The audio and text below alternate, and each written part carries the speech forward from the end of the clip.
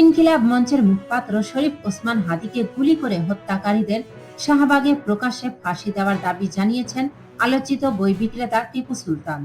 শুক্রবার 19 ডিসেম্বর দুপুরে শাহবাগে আয়োজিত এক বিক্ষোভ সমাবেশে অংশ নিয়ে সাংবাদিকদের সঙ্গে আলাপকালে তিনি এ দাবি জানান। টিপু সুলতান বলেন, ওসমান হাদির হত্যার বিচার না হলে জাতি হিসেবে আমরা ব্যর্থ হব। হত্যাকারীদের দেশে ফিরিয়ে এনে দৃষ্টান্তমূলক শাস্তি নিশ্চিত করতে হবে, যেন ভবিষ্যতে কেউ আর এ ধরনের হত্যাকাণ্ডের সাহস না পায়।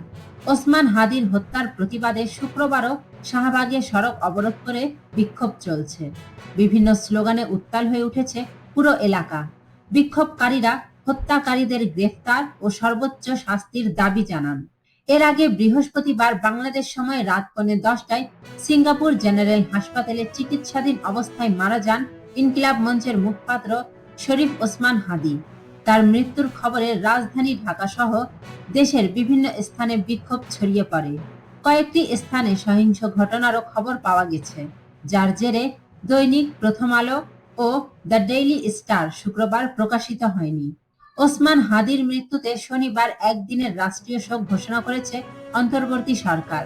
উল্লেখ্য, গত 12 ডিসেম্বর নির্বাচনী প্রচারণা শেষে ফেরার পথে সন্ত্রাসীদের গুলিতে আহত হন ঢাকা ৮ আসনের স্বতন্ত্র প্রার্থী শরীফ ওসমান হাদি।